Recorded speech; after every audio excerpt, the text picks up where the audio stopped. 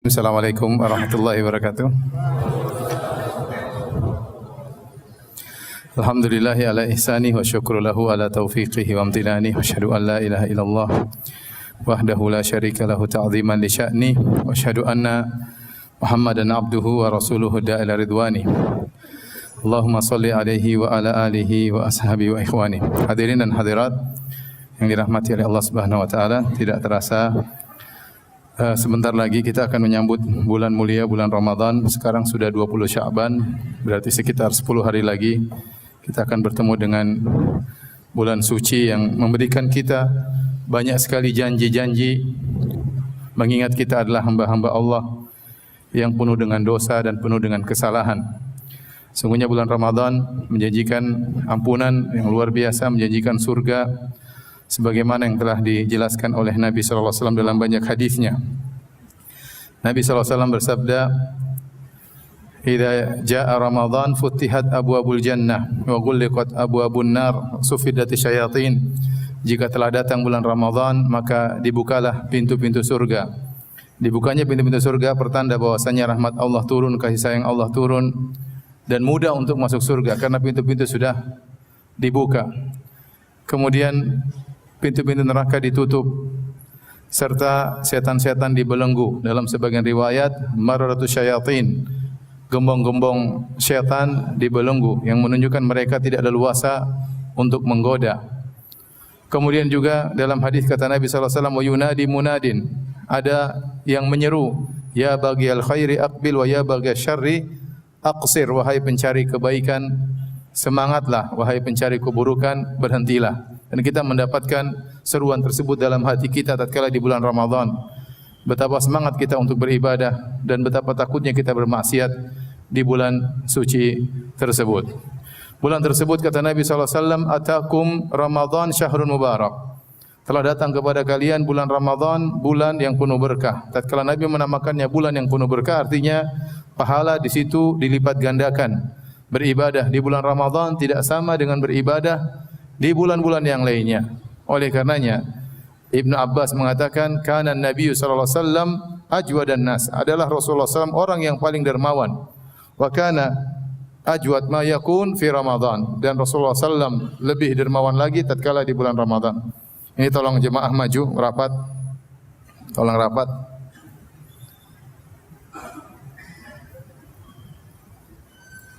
Tolong rapat ya. Jadi kata Ibn Abbas, wa ajwad ma yakun fi Ramadan, dan Rasulullah SAW lebih dermawan lagi tatkala di bulan Ramadan. Ini menunjukkan tidak mengapa seorang tatkala di bulan Ramadan lebih semangat beribadah daripada hari-hari yang lainnya. Itu suatu perkara yang wajar. Allah menjadikan bulan ini bulan spesial, Syahrul Ramadan alladzi unzila fihil Qur'an, bulan Ramadan yang di situ diturunkan Al-Qur'an. Karena begitu spesialnya bulan Ramadan, sampai Nabi SAW melarang kita berpuasa menjelang bulan Ramadan, agar puasa di bulan Ramadan menjadi spesial. Kata Nabi SAW, idzan tasafa Sya'ban fala tasumu. Kalau sudah lewat tengah Sya'ban, maka jangan berpuasa, tidak boleh lagi berpuasa. Kecuali yang biasa puasa sunnah, maka silakan melanjutkan. Kata Nabi SAW dalam hadis yang lain, la taqaddamu Ramadan bi shaumi yaumin wala yaumain illa rajulun kana yasumu sauman falyasum. Janganlah kalian mendahului Ramadan dengan puasa sehari atau 2 hari, kecuali seorang yang sudah biasa berpuasa, maka lanjutkanlah puasanya. Tapi yang tidak biasa puasa tidak boleh puasa. Agar apa? Agar puasa Ramadan menjadi spesial. Bahkan di hari yang diragukan, misalnya tanggal 30 Sya'ban, ini sudah 1 Ramadan atau belum, Nabi melarang kita berpuasa di hari tersebut. Kata Ammar bin Yasir, alladhi yasumu man shoma fil yaumil ladzi yushakku fihi faqad asa Abul Qasim. Barang siapa yang berpuasa di hari yang diragukan, maka dia telah bermaksiat kepada Nabi sallallahu alaihi wasallam. Setiap malam Allah janjikan terbebaskan dari neraka jahanam. Kata Nabi sallallahu alaihi wasallam, walillahi utaqa'u minan nar wa dzalika kullu lailah. Dan bagi Allah ada hamba-hambanya yang terbebaskan dari neraka jahanam, dan itu berlaku setiap malam. Jadi setiap malam, sejak awal malam Ramadan, hendaknya kita serius Kita berharap di awal malam kita sudah tercatat, si fulan terbebaskan dari neraka jahanam. Kalau ternyata kita tidak berhasil di awal malam, masih ada malam kedua. Kalau tidak tercatat di malam kedua, masih ada malam ketiga. Sampai malam ke-29 atau malam ke-30. Janji Allah untuk mencatat hamba-hambanya terbebaskan dari neraka jahanam. Dari sini kita tahu kesalahan orang-orang menyampaikan hadis yang dhaif yang dikatakan bahwasanya Ramadan awaluhu rahmah wa awsatuhu maghfirah wa akhiruhu itqu minan nar. Ramadan itu 10 hari pertama rahmat, 10 hari kedua ampunan, 10 hari ketiga bebas dari neraka jahanam. Ini hadis yang dhaif secara sanad dan matanya mungkar. Karena yang benar setiap malam ada rahmat, ada ampunan dan ada pembebasan dari neraka jahanam. Itu berlaku setiap malam. Karena kalau kita ambil zahir hadis ini, 10 hari pertama rahmat. Kalau ada orang yang meninggal di 10 hari yang pertama baru dapat rahmat, belum diampuni ya. Kalau 10 hari kedua baru diampuni, belum bebas dari neraka jahanam. Dan ini tidak benar. Sejak malam pertama sudah mendapatkan rahmat, ampunan dan bebas dari neraka jahanam. Kemudian ya kata Nabi sallallahu alaihi wasallam, "Man shoma ramadhana imanan wa ihtisaban ghufira lahu ma taqaddama min dzambi." Barang siapa yang berpuasa di bulan Ramadan dengan penuh keimanan, keyakinan dan berharap ampunan, maka akan diampuni dosa-dosanya yang telah lalu. Wa man qama ramadhana imanan wa ihtisaban ghufira lahu ma taqaddama min dzambi. Barang siapa yang salat tarawih, salat malam dengan penuh keimanan dan penuh pengharapan, akan dihapusi dosa-dosa yang telah lalu. Wa man qama lailatal qadri imanan wa ihtisaban ghufira lahu ma taqaddama min dzambi. Barang siapa yang beribadah di malam Lailatul Qadar dengan penuh keimanan dan pengharapan, akan diampuni dosa-dosanya yang telah lalu. Ya ikhwan, hadis-hadis tentang keutamaan Ramadan terlalu banyak. Ramadan ila Ramadan mukaffiratun ma bainahunna. Antara Ramadan yang satu dengan Ramadan yang lain menghapuskan dosa-dosa di antara keduanya. Dan siapa di antara kita tidak punya dosa? Kita banyak dosa kita kumpulkan selama setahun. Ya, telinga tidak bisa kita jaga, lisan tidak bisa kita jaga, pandangan tidak bisa kita jaga. Kesempatan bagi kita untuk meraih ampunan di bulan Ramadan. Oleh karenanya para salaf dahulu mereka setengah tahun berdoa kepada Allah agar dipertemukan dengan bulan Ramadan. Karena mereka tahu Ramadan adalah bulan suci, bulan yang mulia, bulan yang sangat spesial. Tidak sama dengan bulan-bulan yang lain. Ibadah di bulan tersebut adalah anugerah dari Allah Subhanahu wa taala. Terlebih lagi di bulan Ramadan ada yang namanya Lailatul Qadar. Yang kata Allah, Lailatul Qadri khairum min alfi syahr. Lailatul Qadar lebih baik daripada 1000 bulan. Bayangkan seorang diberi taufik oleh Allah beribadah di malam Lailatul Qadar, ya, dengan ibadah yang diridhai oleh Allah Subhanahu wa taala, seakan-akan dia beribadah 83 tahun. Seandainya umur dia tinggal 10 tahun dan tiap tahun dia mendapatkan Lailatul Qadar, maka dia akan beribadah selama 830 tahun. Dan ini anugerah dari Allah Subhanahu wa taala. Sebagian ulama menyebutkan Allah menjadikan Ramadan spesial, ada Lailatul Qadarnya agar kita bisa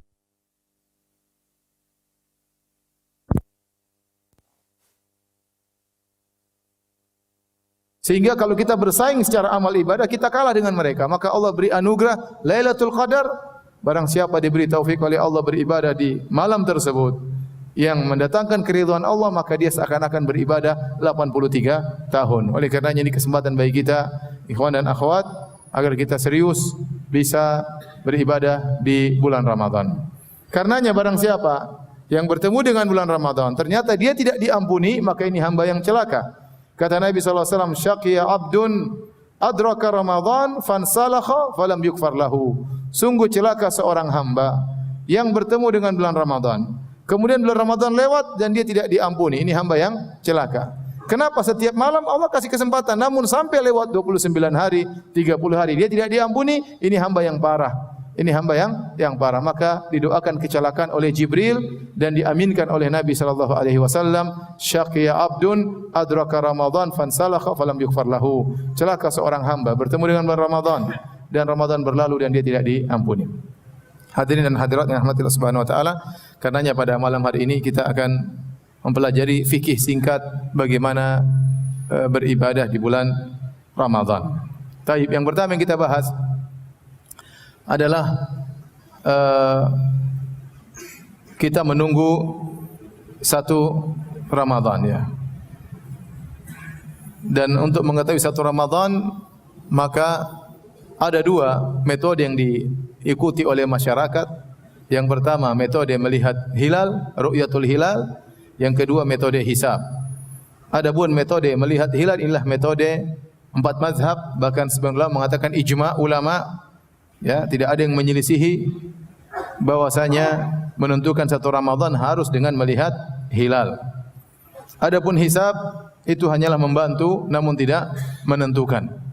Dengan hisab kita bisa memperkirakan apakah hilal terlihat atau tidak. Tetapi yang menentukan satu Ramadan adalah terlihatnya hilal, bukan wujudul hilal, bukan adanya hilal. Dalilnya kata Nabi sallallahu alaihi wasallam, ya, sumu li ru'yatihi wa aftiru li ru'yatihi fa in gumma alaikum faqmilu iddata Sya'ban 30 atau faqdurulah. Kata Nabi sallallahu alaihi wasallam, berpuasalah karena melihat hilal dan lebaranlah karena melihat hilal. Kalau kalian terhalangi dari hilal, maka sempurnakanlah bulan Sya'ban 30 hari. Kemudian kata Nabi sallallahu alaihi wasallam dalam hadis yang lain, fa in hala bainakum wa bainahus sahab. Kalau ada penghalang antara kalian dengan hilal, ada awan yang menghalangi, fa akmilu iddata Sya'ban 30, maka sempurnakanlah bulan Sya'ban 30 hari. Jadi hadis-hadis seperti ini, hadis Abu Hurairah, Ibnu Umar, kemudian Ibnu Abbas mengisyaratkan bahwasanya yang menjadi patokan adalah terlihatnya hilal, bukan adanya hilal. Karena bisa jadi hilal itu ada tapi terhalangi oleh awan. Makanya Nabi mengatakan wa in hala bainakum wa bainahus sahab. Kalau seandainya kalian terhalangi dari melihat hilal, apa yang dilakukan? Maka lanjutkan bulan Sya'ban 30 hari. Berarti besok belum 1 Ramadan. Inilah metode yang ditempuh oleh 4 mazhab dan juga metode ditempuh oleh pemerintah kita, ya, sehingga kita tinggal menunggu kapan pengumuman 1 Ramadan. Saya gambarkan secara sederhana. Misalnya metode hisab dengan hisab kita bisa menentukan letak-letak matahari, posisi matahari, sehingga kita bisa menentukan waktu-waktu salat. Demikian juga kita bisa menentukan posisi bulan. Tanggal sekian posisi bulan di mana, dan bisa jadi hisab tersebut akurat. Memang ada khilaf di antara ahli hisab, tapi banyak hisab yang akurat. Tetapi metode hisab ini hanya menentukan posisi bulan, tidak menentukan terlihat atau tidak. Karena yang jadi patokan bukan adanya hilal, tetapi terlihat hilal atau tidak. Saya ulangi, yang menjadi patokan bukan adanya hilal, tetapi terlihat hilal atau tidak. Contoh, ya, kalau hilal ini misalnya ini adalah cakrawala. Jadi hilal kapan dilihat? Hilal dilihat tatkala matahari tenggelam. Begitu titik matahari tenggelam, orang akan melihat hilal. Nah, hilal itu kalau berada di atas cakrawala, misalnya kita di pinggir pantai, kemudian matahari tenggelam. Nah, kalau hilal tersebut 4 derajat di atas cakrawala, berarti hilalnya agak besar. Dan dia akan bertahan di cakrawala sekitar 4 kali 4 menit, sekitar 16 menit, dan dia akan tenggelam. Setelah matahari tenggelam, hilal juga akan tenggelam. Ya, tetapi dia berada di cakrawala agak lama. Kalau 4 derajat. Kalau dia 3 derajat berarti hilalnya semakin kecil, umurnya masih sangat muda. Dan dia hanya bertahan 12 menit kemudian dia tenggelam. Kalau hilalnya 2 derajat di atas cakrawala, semakin pendek, semakin muda lagi, semakin tipis lagi. Dan dia hanya sekitar 8 menit di atas cakrawala kemudian tenggelam. Kalau 1 derajat, dia sangat tipis sekali dan 4 menit langsung hilang. Oleh karenanya begitu matahari tenggelam, orang berusaha lihat. Nah, menurut kenyataan yang ada, kalau hilal masih di bawah 2 derajat, itu enggak mungkin terlihat. Kenapa tidak mungkin terlihat? Dia sangat tipis, sehingga dia masih kalah dengan sisa cahaya matahari yang tenggelam. Paham? Matahari tenggelam masih ada cahayanya kuning. Ini menutup hilal yang sangat tipis yang cuma 2 derajat di atas apa? Cakrawala. Nah, kalau kita hitung dengan metode hisab, ternyata hilal umurnya baru 1 derajat, kemungkinan besar tidak terlihat. Tetapi kita tetap berusaha melihat. Tetap berusaha menjalankan sunnah, berusaha melihat. Ya, karena pernah terjadi kalau tidak salah di Yordania, sampai pemerintah mengumumkan berdasarkan hisab tidak mungkin terlihat. Tahu-tahu terlihat. Entah salah hisabnya, entah hilalnya terlebih terang, enggak tahu. Intinya, secara hisab, kalau hilal dihitung ternyata umurnya baru 2 derajat di atas cakrawala, maka ini sangat sulit untuk terlihat. Kenapa? Dia sangat tipis dan dia cuma di udara sebentar, di cakrawala sebentar, di langit sebentar, kemudian dia masih kalah dengan cahaya matahari yang apa? Yang masih kuat. Tapi kalau menurut perhitungan hilal 3 derajat, 4 derajat makin dilihat. Maka dilihat apakah terlihat atau tidak. Jadi saya katakan metode hisab hanya membantu tetapi tidak menentukan, karena yang menjadi patokan adalah terlihatnya hilal, bukan adanya hilal. Bisa jadi menurut hitungan hilal ada, tapi enggak mungkin terlihat. Contoh, seorang menghitung hilal cuma 1 derajat di atas cakrawala. Ada enggak hilalnya? Secara hitungan? Secara hitungan ada atau tidak? Ada. Mungkin dilihat? Enggak mungkin terlihat. Nah, terus kita puasa atau tidak? Tidak. Berarti yang jadi patokan bukan adanya hilal, tetapi terlihatnya apa? Hilal. Sebagian ormas menjamakkan antara dua metode ini. Mereka menggunakan hisab, tetapi kalau hilal berapa derajat baru kita puasa menurut hisab.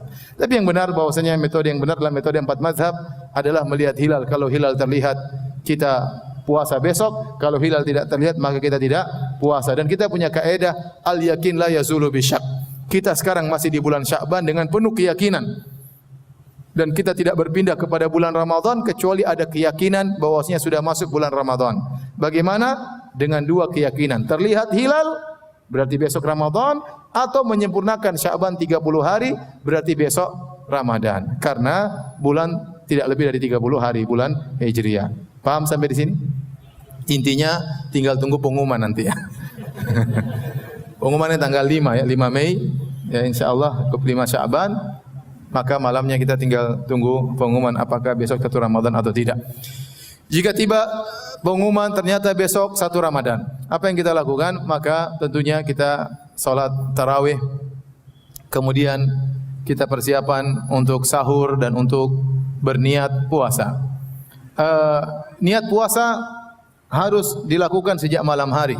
Kata Nabi SAW, "Malam yubayitis siyam minal lail fala siyama lahu." Barang siapa yang tidak meniatkan puasa sejak malam hari, maka tidak ada puasa baginya. Dan ini perbedaan antara puasa wajib dengan puasa sunnah. Kalau puasa sunnah, seorang boleh berniat di pagi hari, boleh. Sebagaimana datang dalam hadis-hadis dan diikuti oleh para sahabat.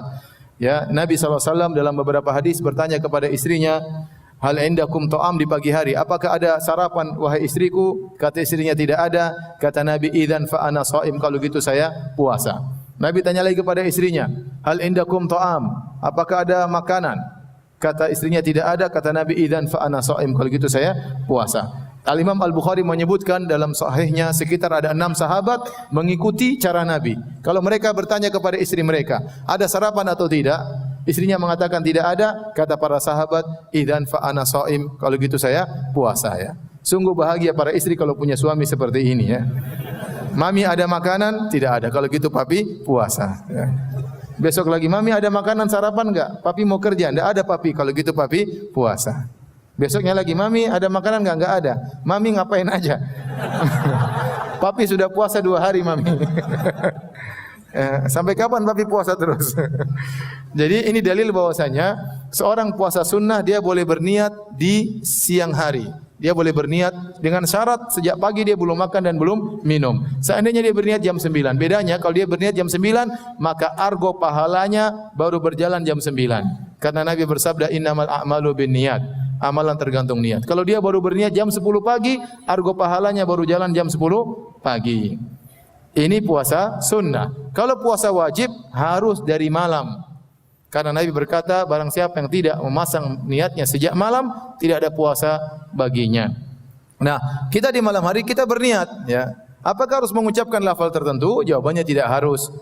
Karena Nabi SAW waktu berpuasa tidak mengucapkan lafal-lafal niat tertentu, dan para sahabat juga tatkala mereka berpuasa mereka tidak mengucapkan lafal-lafal tertentu, dan Nabi berkata, "Wa khairul huda huda Muhammadin sallallahu alaihi wasallam." Sebaik-baik petunjuk adalah petunjuk Nabi SAW. Sebaik-baik solat adalah solat Nabi. Sebaik-baik puasa puasa Nabi. Sebaik-baik haji hajinya Nabi. Tatkala Nabi berpuasa tidak melafalkan lafal-lafal tertentu dalam niatnya, maka kita pun berusaha mengikuti Nabi, kita tidak perlu melafalkan. Karena sebaik-baik puasa adalah puasa yang dicontohkan oleh Nabi sallallahu alaihi wasallam. Kalau seorang sudah berniat dalam hatinya, berarti sudah niat. Contoh, dia pergi ke tukang jual nasi goreng, dia bilang, "Pak, beli nasi goreng." Niatnya buat sahur ya. Berarti dia sudah niat memang untuk apa? Berpuasa. Taib. Kemudian hadirin dan hadirat yang dirahmati oleh Allah Subhanahu wa taala. Kita setelah berniat, kita jangan lupa makan sahur. Sahur ini adalah ibadah yang mulia. Bahkan sebagian ulama mengatakan seandainya tidak ada hadis yang memalingkan tidak ada yang ijma' bahwasanya sahur itu sunnah, maka saya akan katakan sahur itu wajib. Karena terlalu banyak hadis yang menyuruh untuk sahur. Tapi hukum sahur tidak wajib, hanya sunnah. Contoh, Nabi berkata, tasahharu fa inna fis sahuri barakah. Bersahurlah karena dalam sahur ada keberkahan. Nabi SAW berkata, tasahharu walau jur'atan mimma. Bersahurlah meskipun hanya seteguk air. Kata Nabi SAW, ya, al-faslu baina wa baina siyami ahlul kitab aklatus sahur. Yang membedakan antara puasa kita dengan puasa ahlul kitab adalah makan sahur. Ini semua ya menunjukkan bagaimana Nabi sallallahu alaihi wasallam memperhatikan masalah sahur. Bahkan dalam hadis Nabi sallallahu alaihi wasallam bersahur secara berjamaah. Dari Zaid bin Thabit, kami tasaharna ma'an Nabi sallallahu alaihi wasallam, kami bersahur bersama Nabi sallallahu alaihi wasallam. Oleh karenanya sebagaimana ada buka berjamaah, sahur berjamaah juga ada, dan itu sunnah Nabi sallallahu alaihi wasallam. Kita tidak apa-apa bertemu dengan kawan-kawan, janji untuk sahur bareng, dan Nabi sallallahu alaihi wasallam pernah sahur bareng dengan para sahabat. Taib, kita bersahur sampai kapan waktu terakhir sahur? Waktu terakhir sahur sampai adzan subuh. Kalau adzan subuh sudah dikumandangkan, maka harus berhenti. Harus berhenti. Ini pendapat jumhur ulama. Kenapa? Karena itu limit batasan yang Allah berikan. Kata Allah Subhanahu wa taala dalam Al-Qur'an, "Fal ana bashiruhunna wabtagu ma kataballahu lakum wa kulu washrabu hatta yatabayyana lakumul khaytul abyadu minal khaytil aswadi minal fajr, thumma atimus siyama ilal lail." Kata Allah, sekarang di malam hari silakan gauli istri-istri kalian. Makanlah dan minumlah kalian sampai terbit fajar, sampai jelas benang putih dari benang hitam, maksudnya sampai terbit fajar. Setelah terbit fajar, thumma atimus siyama ilal lail, sempurnakan puasa kalian sampai malam hari. Ini dalil tegas dari Al-Qur'an bahwasanya batasan kita bersahur adalah sampai terbit fajar. Sebelum terbit fajar kita boleh makan, boleh minum, boleh berhubungan dengan istri. Makanya Nabi SAW bersabda, "Inna Bilalan yu'adzinu bil-lail faqulu washrabu hatta yu'adzina Ibnu Ummi Maktum." Kata Nabi SAW, sungguhnya Bilal mengumandangkan adzan di malam hari, adzan pertama. Makanlah dan minumlah kalian sampai kalian mendengar adzan kedua, yaitu adzannya Ibnu Ummi Maktum. Oleh karenanya yang tersebar di masyarakat adanya imsak, pengumuman 10 menit sebelum adzan, itu bukan berarti larangan. Tapi kalau ada pengumuman imsak, berarti berhati-hati karena 10 menit lagi sudah azan. Masih boleh makan, masih boleh minum, masih boleh berhubungan dengan istri, masih boleh. Ya. 10 menit lumayan ya, bisa 1 piring.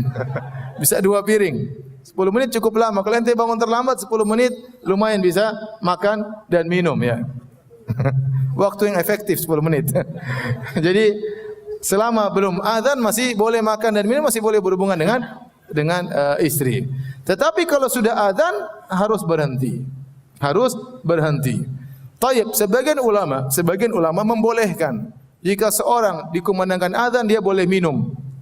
Berdasarkan hadis, "Idza sami'a ahadukumun nida wal ina'u fi yadihi fala yadha'u hatta yaqdiya hajatahu."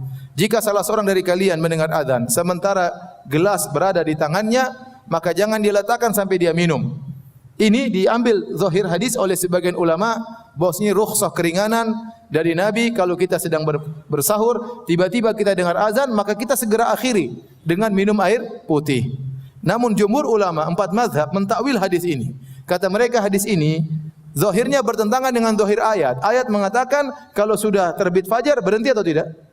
Berhenti, enggak boleh. Dan ini yang difatwakan oleh para ulama Lajnah Daimah dan yang lainnya, bahwasanya hadis tersebut dibawakan kepada jika seorang ragu atau muadzin diadzan sebelum waktunya, atau dibawakan kepada makna-makna yang lain. Mereka berusaha mentawil. Artinya 4 mazhab berusaha berpegang dengan zahir ayat.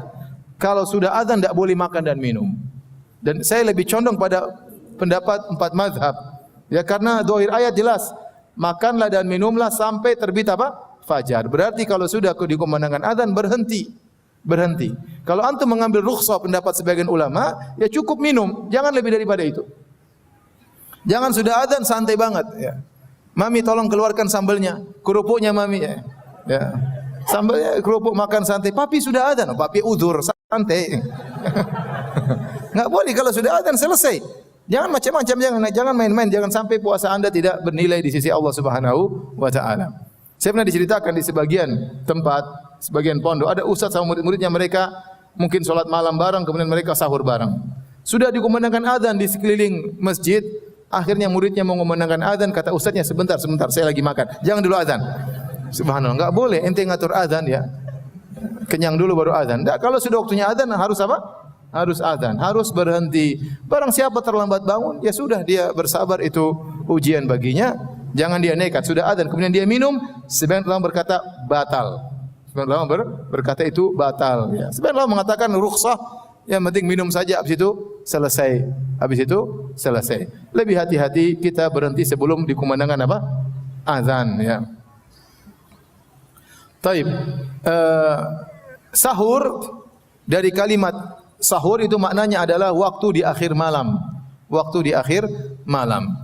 Oleh karenanya sunnahnya kita bersahur menjelang azan. Disebutkan Nabi SAW antara makan sahur sampai didirikan solat sekitar membaca sitina ayat atau 100 ayat. Saya agak lupa lafalnya, 60 atau 100 ayat. Sekitar antara selesai Nabi makan sampai solat, bukan sampai azan, sampai solat, sekitar 20 menit, sekitar 15 menit. Berarti ini menunjukkan Nabi bersahur menjelang azan. Nabi bersahur menjelang apa? Azan. Itu sunnahnya. Ya kalau kita pun sahur taruhlah jam 4, sekarang azan jam 4.36, ya. Jam 4 kita sahur, jam 4:04 kita sahur. Jangan kita sahur jam 1 malam. Kalau jam 1 malam itu bukan sahur, namanya makan malam ya. Itu namanya makan malam. Oleh karenanya sahur itu dikerjakan menjelang azan. Ya, menjelang azan. Oleh karenanya Nabi mengatakan, makanlah kalian, Bilal masih azan silakan makan. Dan jarak antara azannya Bilal dengan azannya Ibnu Ummi Maktum cuma sebentar, mungkin 20 menit, 15 menit. Ya. Jadi para sahabat dahulu mereka sahur menjelang apa? Menjelang azan. Maka jangan seorang bersahur terlalu cepat jam 2 kecuali ada uzur ya, sehingga dia harus safar atau harus kegiatan, tetapi dia siapkan air minum menjelang azan, dia minum sehingga dia dapatkan keberkahan makan sahur. Jangan lupa tatkala di sahur berzikir kepada Allah, berdoa kepada Allah, karena di waktu sahur waktu penuh berkah, waktu turunnya Allah ke langit dunia ya, yang kata Allah Subhanahu wa taala, wa bil asharihum yastaghfirun. Di waktu sahur mereka beristighfar kepada Allah Subhanahu wa taala. Oleh karenanya selain kita sahur, jangan lupa memanfaatkan waktu tersebut untuk berdoa kepada Allah atau untuk bermunajat kepada Allah di waktu sahur. Taib, kita salat dulu, habis ini kita lanjutkan ya. Bismillahirrahmanirrahim. Alhamdulillah, salatu wassalamu ala Rasulillah wa ala alihi wa sahbihi wa mawala. Kita lanjutkan bahasan kita fikih Ramadan. Jika seorang telah bersahur ya, maka dia menjalani ibadah puasa di siang hari ya, di siang hari, dan dia berusaha mengisi harinya, siang harinya atau malamnya dengan beribadah. Sisihkan waktu untuk bertilawah, sisihkan waktu untuk bersedekah, tadabbur Al-Qur'an ya. Dan Ramadan adalah syahrul Qur'an, bulan Al-Qur'an. Oleh karenanya Allah berfirman, syahrul Ramadan alladzi unzila fihil Qur'an, bulan Ramadan yang Allah turunkan Al-Qur'an di dalamnya. Dan malaikat Jibril setiap bulan Ramadan datang murajaah bersama Nabi sallallahu alaihi wasallam, mengajari Nabi sallallahu alaihi wasallam setiap bulan Ramadan. Berarti ini dalil Ramadan adalah ibadah khusus perhatian terhadap Al-Qur'an. Oleh karenanya sebagian ulama seperti Al-Imam Malik rahimahullahu taala, kalau sudah datang bulan Ramadan dia menutup majelis hadisnya, fa aqbala alal Qur'an, kemudian dia konsentrasi untuk mempelajari Al-Qur'an, untuk membaca Al-Qur'an. Oleh karenanya seorang berusaha di bulan Ramadan ini dia mengisi waktunya dengan banyak baca Al-Qur'an. Harus punya target. Harus punya target. Ingin khatam Quran berapa kali dalam sebulan ini? Yang mau khatam Quran 1 kali, maka berarti setiap hari dia harus baca 1 juz ya. 1 juz berarti 10 lembar Al-Qur'an. Kalau dibagi 5 kali salat, berarti setiap waktu salat dia harus baca 2 lembar. Selembar sebelum salat, selembar setelah salat. Dengan dia menjalani ya kedisiplinan ini, maka dia akan selesai 30 juz. Kalau ternyata dia sibuk siang hari tidak sempat, maka dia rapel. Di malamnya sebelum tidur harus dia baca, harus selesai ya. Jangan dia bilang saya rapel aja besok. Oh nanti minggu depan aja. Enggak akan mampu, enggak akan mampu. Oleh karenanya harus serius. Kapan lagi kita ini hidup cuma sebentar, ini waktu kita untuk manen pahala sebanyak-banyaknya. Waktu untuk panen pahala di bulan Ramadan. Dan tatkala di bulan Ramadan ada yang harus kita jaga. Ya, yang pertama kita harus menjaga diri dari pembatal-pembatal puasa. Dan yang kedua kita harus menjaga diri dari pembatal-pembatal pahala puasa. Ada pembatal puasa, ada pembatal pahala puasa atau pengurang pahala puasa.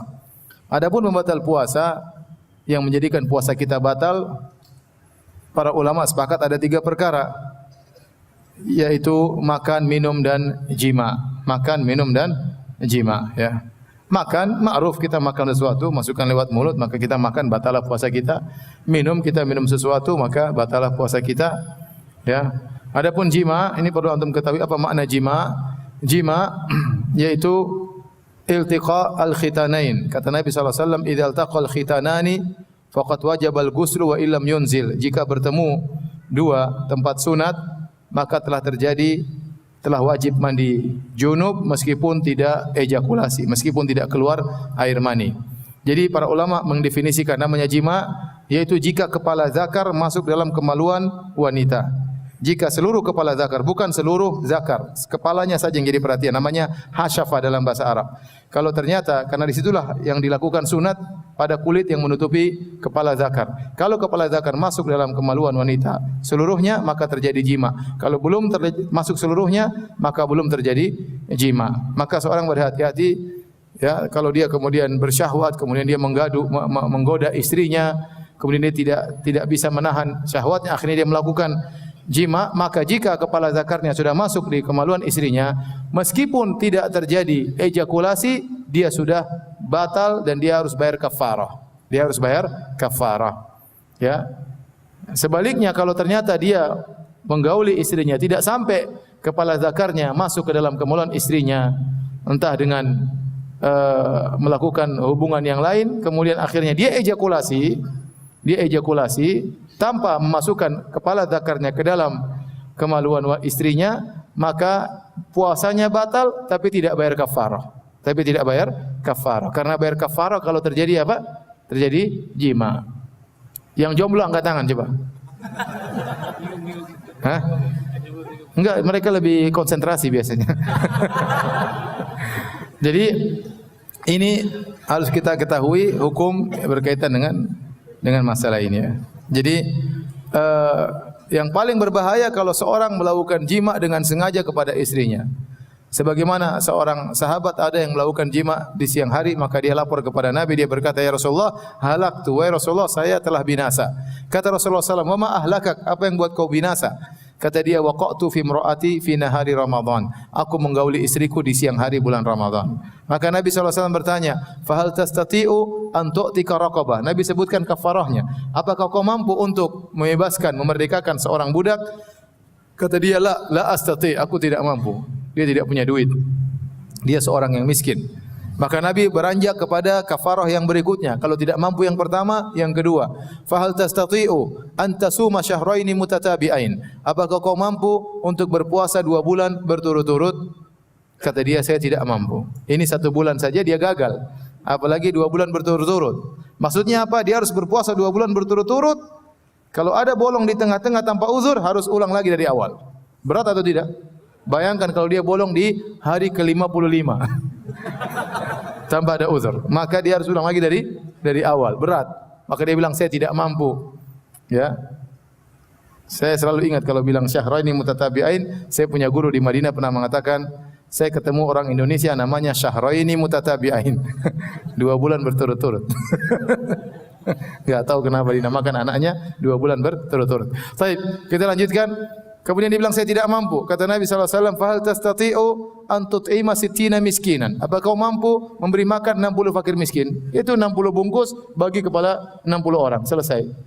Kata dia, saya tidak mampu. Ini miskin. Akhirnya tidak ada pilihan keempat. Nabi terdiam. Ya.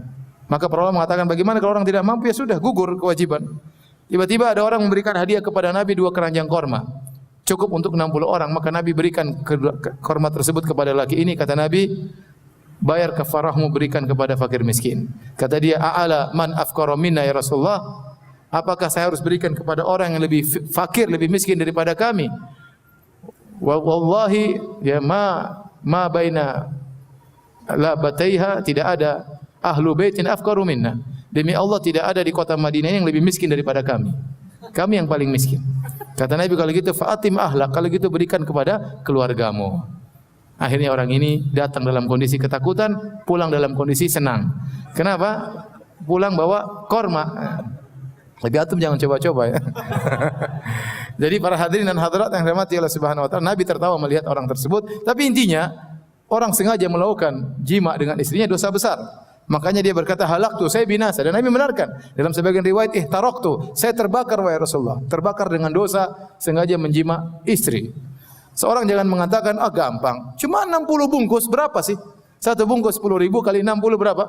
600.000. Ya udah, enggak apa-apa, istriku sini enggak apa-apa. Saya bisa 1000 bungkus bisa. Enggak boleh. Bukan masalah bisa bayar bungkusan, tetapi dosa. Dosa. Anda sengaja melanggar di bulan Ramadan, dosa besar. Tidak boleh, ya. Terancam dengan azab. Oleh karenanya barang siapa yang sengaja makan dan minum atau berjima, maka batalah puasanya. Batalah puasanya. Bahkan sebagian ulama berpendapat dia tidak bisa mengganti dengan puasa yang lain. Dia wajib bertobat. Tidak bisa diganti dengan puasa diqadha di waktu yang lain. Wallahu a'lam bishawab, ini pendapat sebagian ulama. Adapun kalau dia makan dan minum dan berjima tanpa sengaja, maka tidak mengapa. Kata Nabi SAW, man nasiya fa akala aw syariba falyutimma saumahu fa inna ma at'amahu Allah wa saqah. Barang siapa yang lupa kemudian dia makan atau dia minum, maka lanjutkanlah puasanya. Karena itu adalah Allah memberi dia makan, Allah berikan dia minum. Dalam riwayat yang lain, rizqun saqahullahu lahu. Itu rizki yang Allah kirim buat dia. Oleh karenanya kalau seorang lupa pulang dari kantor, kehausan, buka kulkas, ada teh botol, dia minum sampai habis, tambah lagi satu botol, alhamdulillah. Terus, antum puasa? Oh iya, alhamdulillah. Kalau dia benar-benar lupa, maka itu halal bagi dia, itu rizki yang Allah kirim kepada dia, 2 botol teh. Ya. Rizki. Ya. Sama seorang pulang lapar, kemudian Indomie dia masak, kemudian dia makan pakai sambal, pakai telur. Setelah itu, ya Allah, bulan Ramadan. Itu rizki dari Allah Subhanahu wa taala. Sampai para ulama khilaf, bagaimana kalau kita lihat orang di bulan Ramadan dia sedang makan dan dia lupa? Tegur atau tidak? Ada khilaf di kalangan para ulama. Ada yang mengatakan tegur karena itu kemungkaran. Ada yang mengatakan jangan ditegur, jangan potong rezekinya. Saya pernah ngisi pengajian, terus ketemu dengan seorang jemput saya, kita mampir di tempat warung hari Kamis kalau enggak salah. Teman saya puasa, saya tidak puasa. Kemudian karena masih pagi, maka dia pesan makanan. Pergi ke warung lah kita. Pak, ada mie ayam enggak? Kata penjualnya, belum siap Pak, masih terlalu pagi. Pergi warung sebelah. Mbak, ada nasi goreng enggak? Oh, belum siap Mas, masih pagi. Akhirnya, ya udah teh manis 2. Ya udah, teh manis saya dengan dia. Setelah itu saya minum, dia juga minum. Setelah selesai minum, ya Ustaz, saya puasa Ustaz. Ternyata rezeki dia cuma teh. Mie ayam enggak, nasi goreng apa? Enggak. Ya rezeki dari Allah, dia dapat teh pagi-pagi. Jadi kalau seorang lupa, maka itu rezeki dari Allah Subhanahu wa taala. Makanya lupa itu menjengkelkan tapi kadang menyenangkan ya. Baik. Bagaimana kalau seorang lupa kemudian dia berjima dengan istrinya? Ini suatu yang agak susah terjadi ya. Kalau lupa makan, lupa kemudian minum itu mungkin, tapi kalau lupa kemudian jima agak susah ya. Agak susah. Tapi seandainya terjadi, maka tidak mengapa. Ini tidak tahu dia lupa. Ya. Karena kalau dia lupa, istrinya juga harus lupa. Nah, kalau dua-duanya lupa ini susah ya. Kalau suami lupa, istrinya lupa juga ini susah, kecuali pura-pura lupa ya.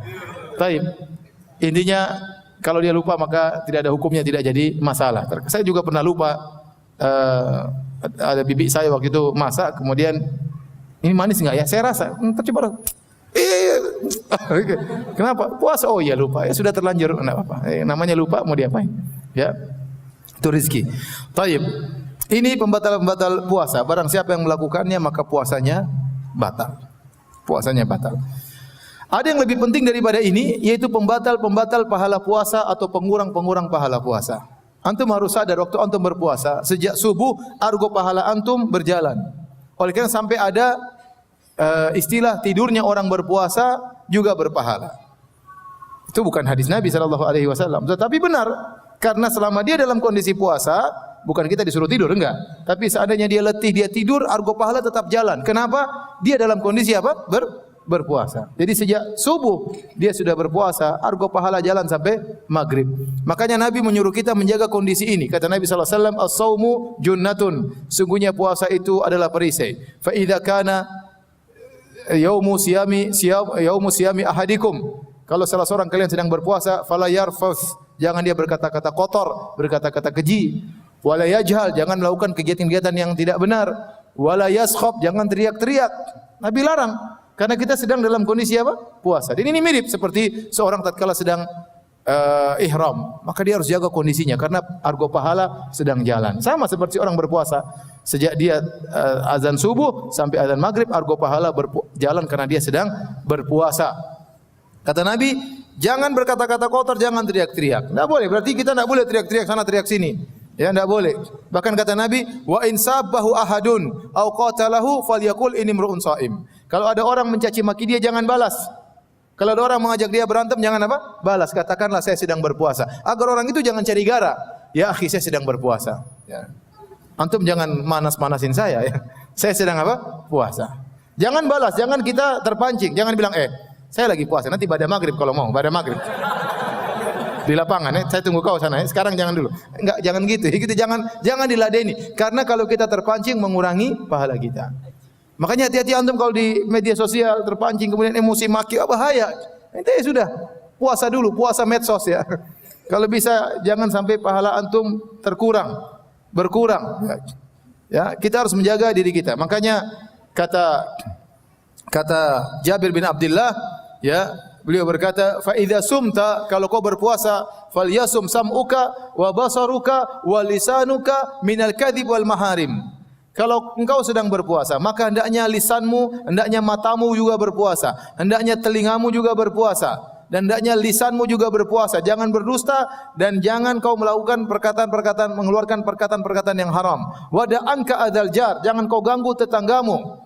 Wal yakun alaika waqarun wa sakinah. Hendaknya kau dalam kondisi bersahaja, tenang, ya. Kata Jabir bin Abdullah, ya. Wala taj'al yauma saumika wa yauma fitrika sawaan, dan jangan kau jadikan hari puasamu sama seperti hari-hari biasa. Enggak boleh disamakan. Anda argo pahala sedang berjalan.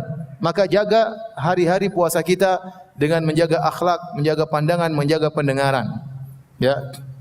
Di sana ada dosa-dosa yang para ulama menaskan bahwasanya itu membatalkan pahala puasa. Contohnya dusta, contohnya ghibah.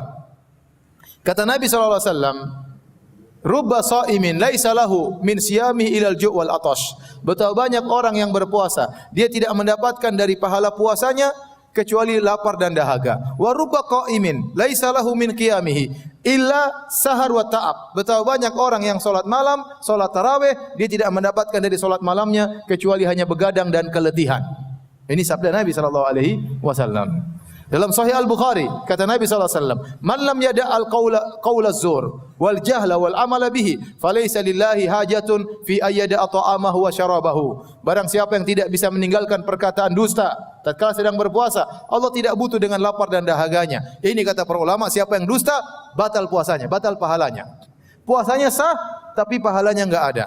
Dan dalam Islam ada yang seperti ini, ibadahnya sah tapi pahalanya tidak ada. Contoh, seorang pergi ke dukun, maka solatnya tidak diterima 40 hari. Man ata kahinan aw arrafan fasalau an syai'in lam tuqbal salatu arba'ina yauman. Barang siapa yang datang ke dukun atau para tidak normal bertanya sesuatu, maka tidak diterima solatnya 40 hari. Dia solat 40 hari sah, tapi tidak ada pahalanya. Man syaribal khamra lam tuqbal salatu arba'ina yauman. Barang siapa yang minum khamar, dia sudah bertobat 40 hari, solatnya tidak diterima. Barang siapa berhaji dengan harta haram, tidak diterima hajinya. Kata sebagian orang dahulu, sebagian fuqaha mengatakan, barang siapa yang zaman dahulu berhaji dengan harta riba, harta haram, harta curian, harta merampok, harta menzalimi orang lain, maka dia pergi dengan ontanya, kemudian dia mabit di Mina pada tanggal 8 Zulhijjah, kemudian tanggal 9 dia pergi ke Arafah, kemudian dia wukuf di situ bersama ontanya, kemudian dia melanjutkan pergi ke Muzdalifah malam tanggal 10,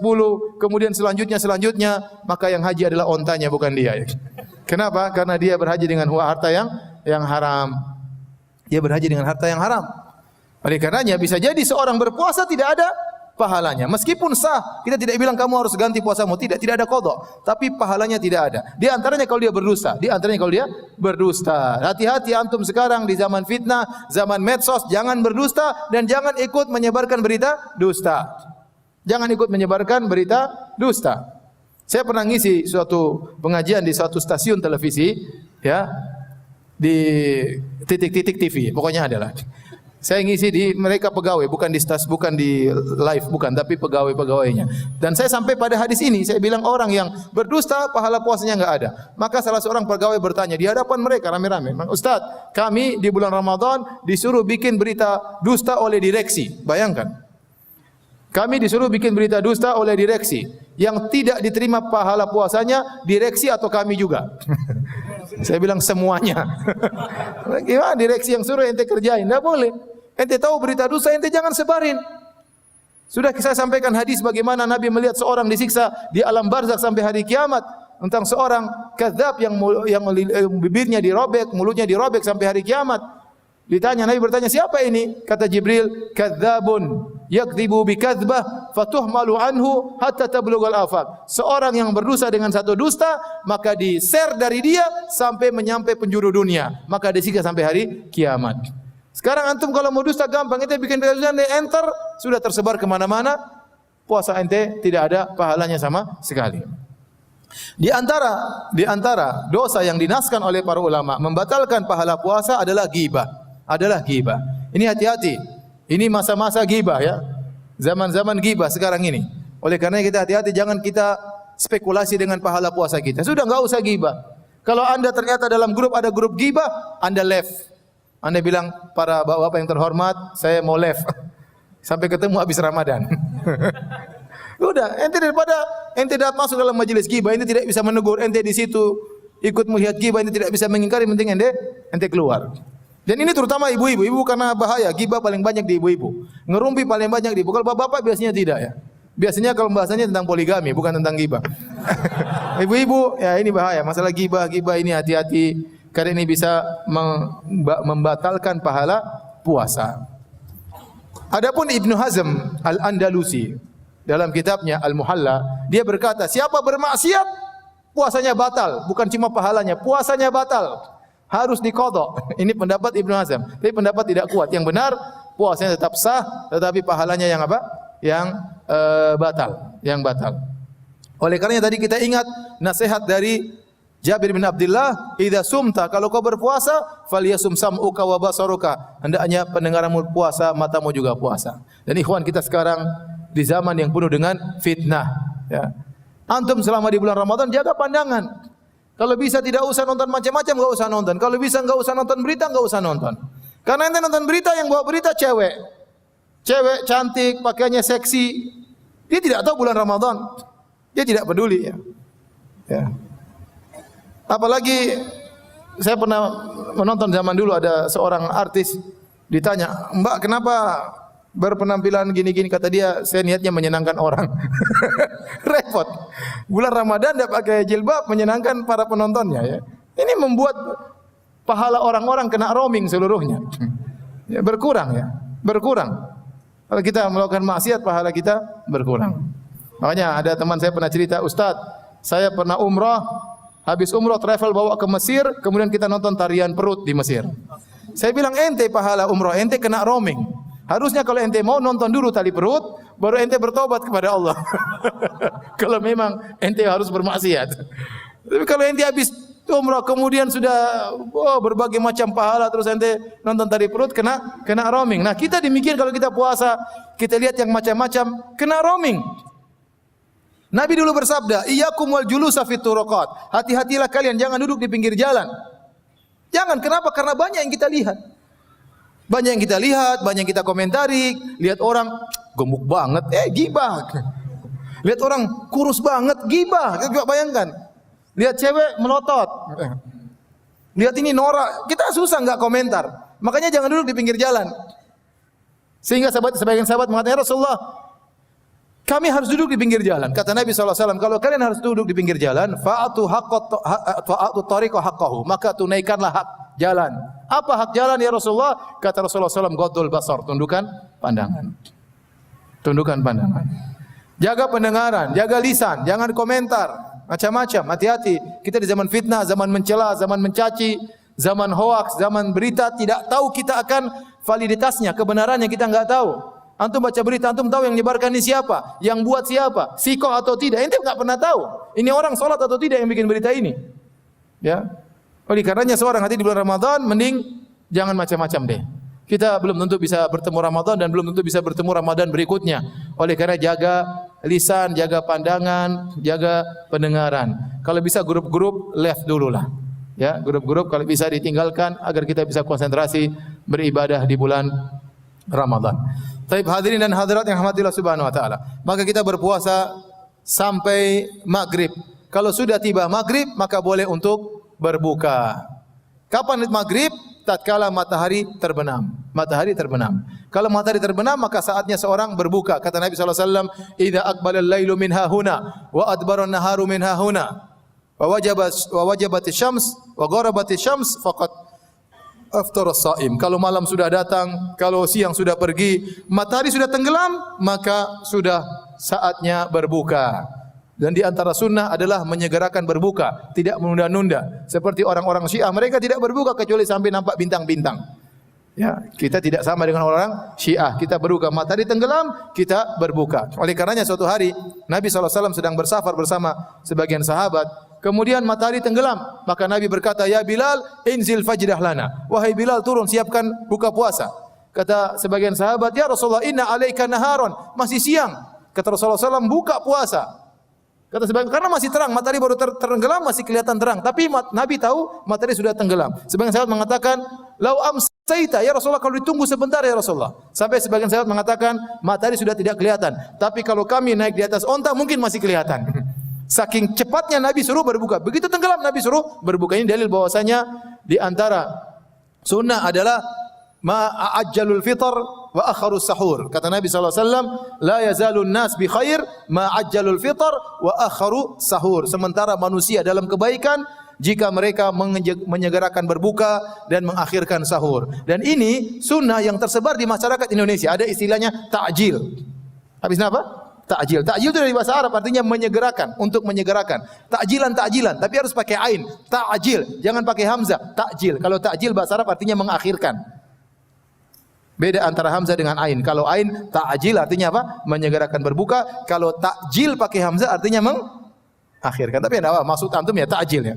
Ta'jil pakai ain. Ta'jil.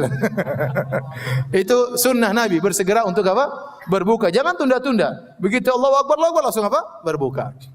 Seandainya antum misalnya sedang duduk di pinggir pantai bersama istri menantikan sunset ya.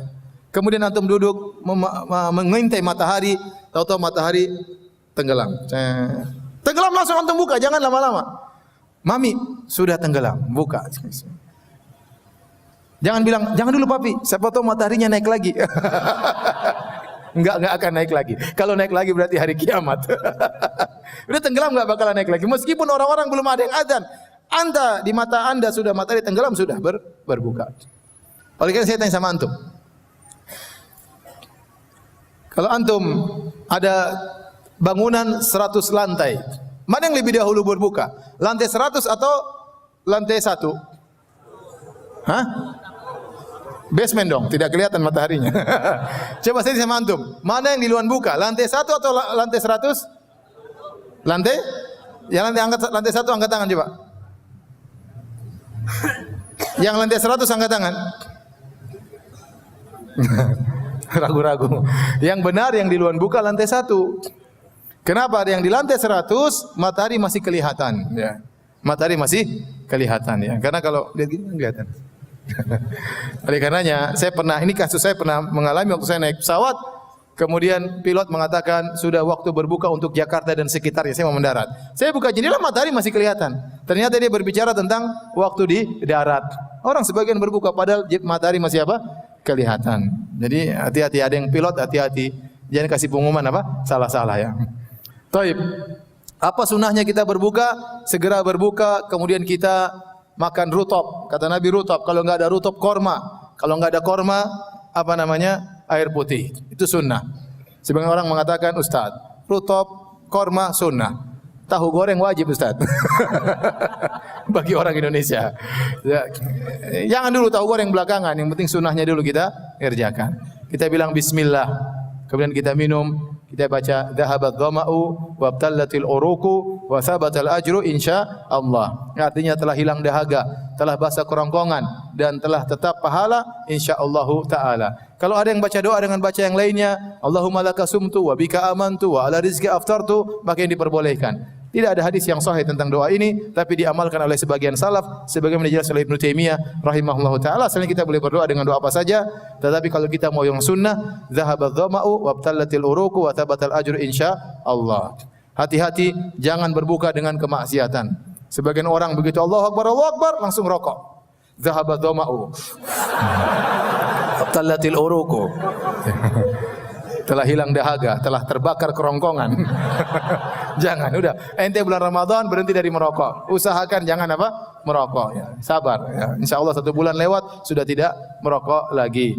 Jadi sunnahnya kita makan secukupnya agar jangan terlalu kekenyangan, agar kita bisa ibadah, solat maghrib, solat isya, kemudian solat tarawih. Jangan lupa tatkala hendak berbuka berdoa. Ya. Lis-shaim farhatan. Bagi orang berpuasa 2 kebahagiaan. Farhatun inda al-iftar wa farhatun inda liqa'i rabbih.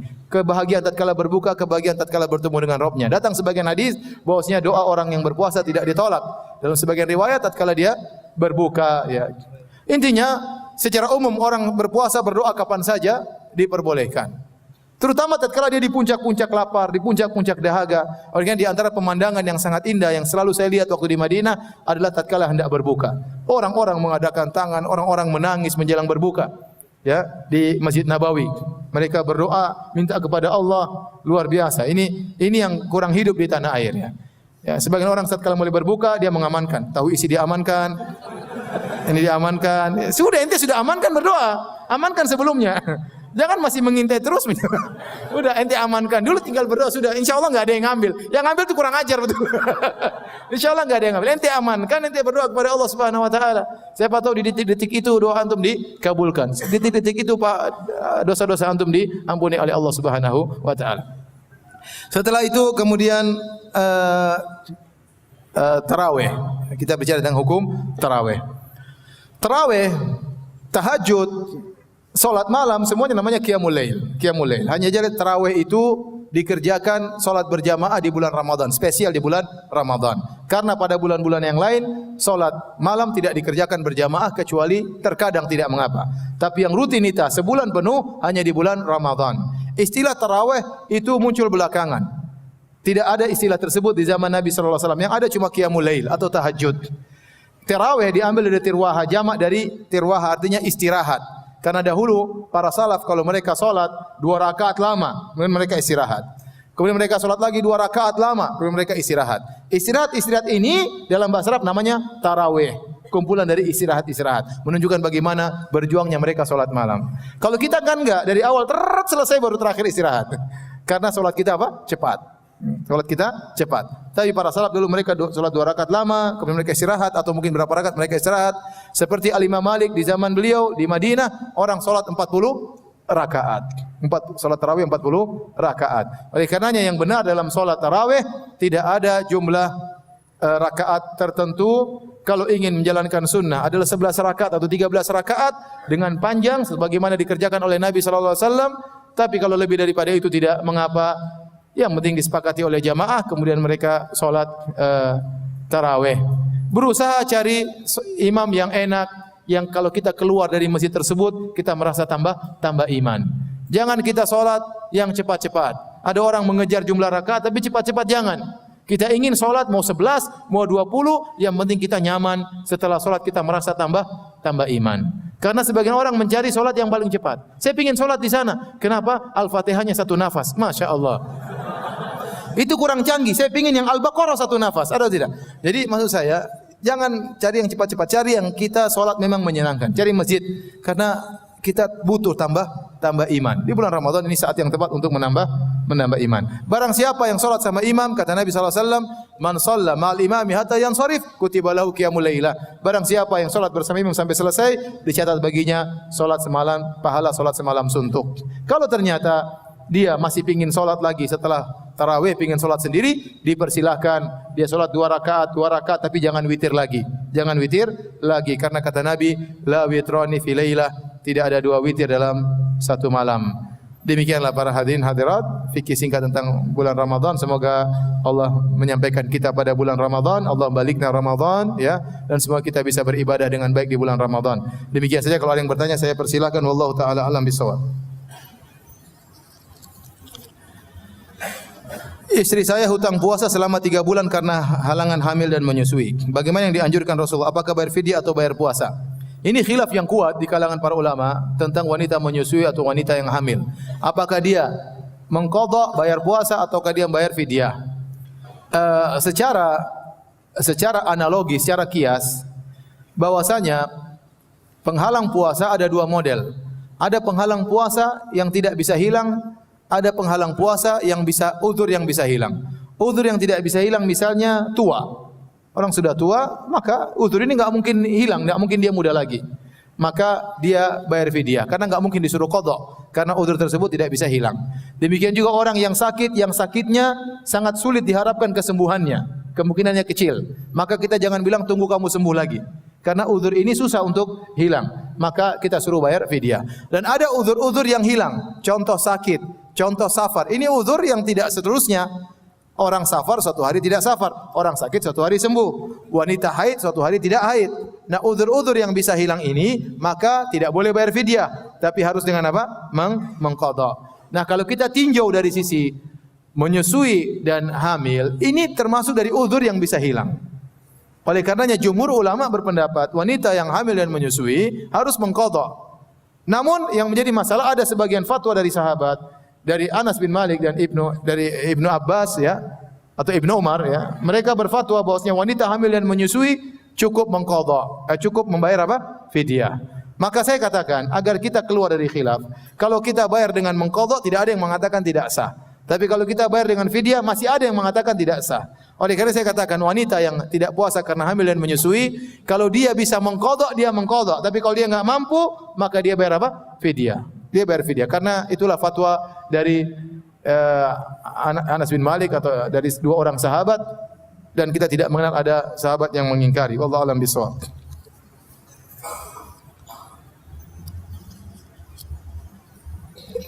Ustaz, apakah maksud hadis mendapat keutamaan salat tarawih bersama imam itu sampai selesai zikir berjamaahnya atau hanya sampai salat tarawihnya saja? Perkataan Nabi, man shalla ma'al imami hatta yansharif, barang siapa yang salat sama imam sampai yansharif, maksudnya selesai dari salatnya. Ya, selesai dari salatnya. Seperti hadis, jadi istilah Nabi yansharif, berpaling, maksudnya dia berpaling dari salat imam selesai. Seperti dalam hadis syuki ala Nabi sallallahu alaihi wasallam rajulun yukhayyalu fi salati annahu yajidu syai'an fi salati. Dikeluhkan kepada Nabi tentang seorang lelaki yang dia dihayalkan dia mendapati sesuatu seakan-akan dia buang angin. Kata Nabi, la yansharif, jangan dia batalkan salatnya. Artinya jangan dia selesaikan apa? Salatnya sampai dia mendengar bunyi atau dia mencium bau. Jadi maksudnya hatta yansharif artinya sampai selesai.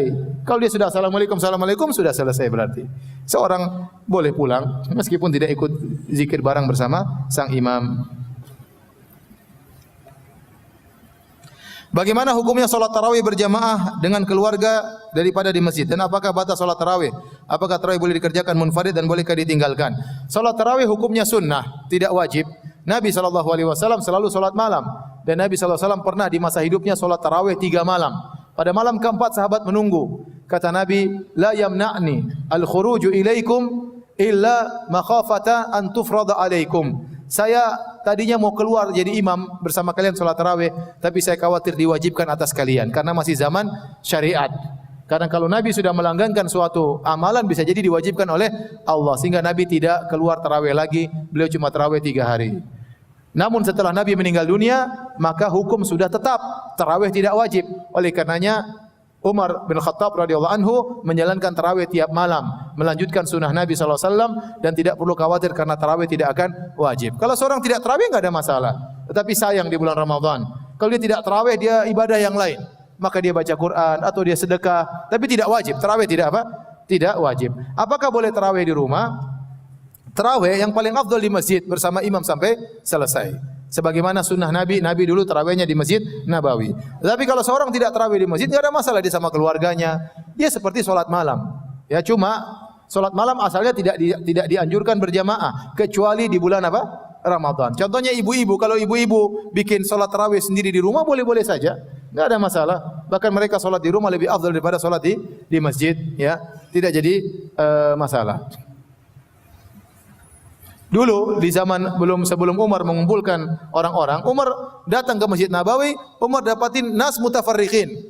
Orang-orang terpecah-pecah, ada yang solat sendirian, ada yang solat rohtu yaitu 3 sampai 9 orang, dipimpin satu orang. Jadi kelompok-kelompok dalam satu Masjid Nabawi langsung beragam jamaah. Tapi karena dulu tidak pakai mic, jadi tidak apa-apa, tidak saling mengganggu. Dan itu tidak mengapa. Akhirnya Umar memandang bagaimana kalau dikumpulkan, maka dia pun kumpulkan seluruh jamaah dipimpin oleh Ubay bin Ka'ab radhiyallahu taala anhu. Namun asalnya mereka solat sendiri-sendiri. Jadi tidak mengapa kalau solat di sana, solat sini enggak ada masalah ya. Tapi sekarang sudah ada masjid, sudah kekompakan kaum muslimin sekarang satu masjid, ya sudah, jangan bikin berjamaah bermacam-macam, khawatirnya terjadi keributan. Apabila bergaul atau jima di malam hari, apakah sahur dahulu atau mandi junub dahulu? Ya. Enggak ada masalah ya. Kalau waktu mepet sahur dulu ya. Nanti keburu mandi junub tidak sempat untuk apa? Sahur. Yang penting Anda waktu sholat subuh di masjid, itu saja. Bagaimana caranya? Anda mau mandi junub jam berapa terserah. Yang penting pas qomat ente sudah di mana? Di masjid ya.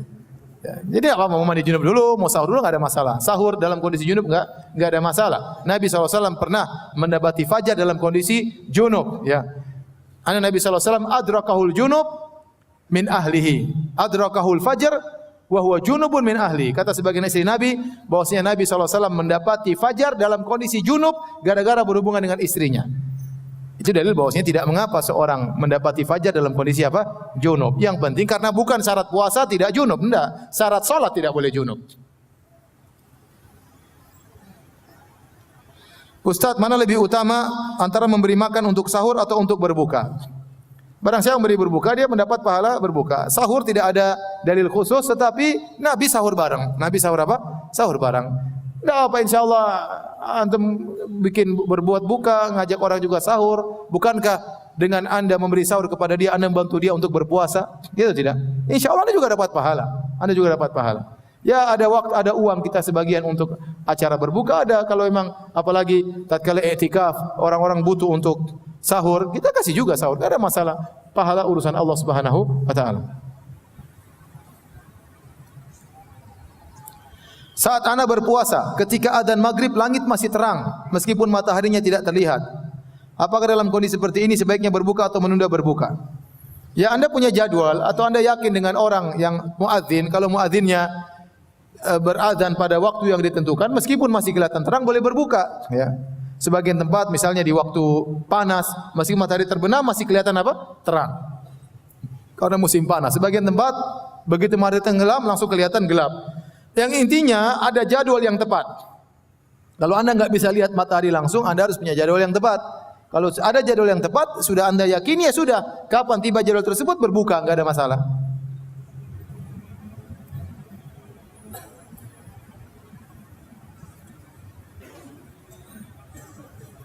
Istri saya alhamdulillah sedang hamil 6 bulan. Apakah boleh puasa? Seandainya tidak puasa berfidyah apa saja? Apa qadha juga? Ya. Di antara keindahan syariat Islam juga memandang maslahat janin. Jika ternyata dokter mengatakan seorang ibu jangan berpuasa tatkala hamil, maka jangan puasa. Tanya ke dokter, jangan tanya sama saya ya. Jadi dokter lebih tahu kondisi bayi Anda. Mungkin ibunya kuat, tapi kalau dia berpuasa akhirnya bayinya tidak dapat nutrisi dan itu buruk bagi sang bayi. Oleh karenanya kalau memang lebih baik berbuka saja meskipun dia kuat. Bukan dia pikirkan dirinya, dia pikirkan apa? Janinnya. Maka kalau dokter mengatakan puasa. Kalau dokter mengatakan jangan puasa, ya sudah tidak usah puasa. Adapun apakah mengqadha atau bayar fidyah sudah kita jelaskan di pertanyaan yang pertama.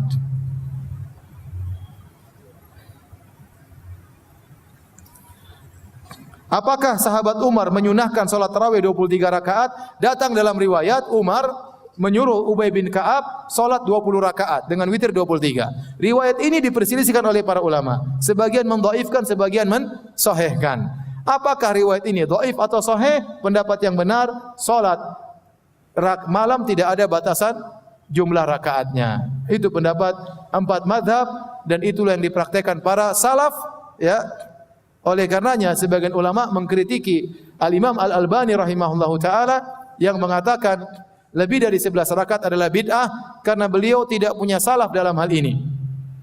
Justru beliau menyelisihi salaf rahimahullahu taala, para salaf membolehkan salat lebih daripada 11 rakaat. Beliau memahami hadis bahwasanya Nabi selalu salat 11 atau 13 rakaat. Namun kita berusaha memahami hadis dengan pemahaman para salaf, ya.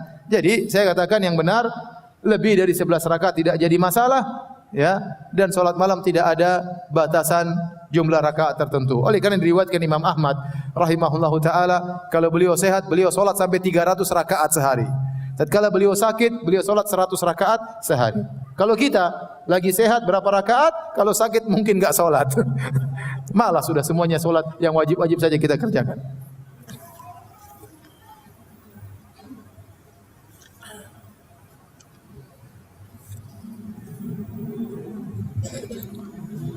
Ustaz, saya seorang yang baru mengimani Islam. Bagaimana saya menjalani Ramadan nanti? Ramadan berpuasa sama yang lainnya. InsyaAllah mudah, ya. Banyak anak-anak kecil aja puasa, ya.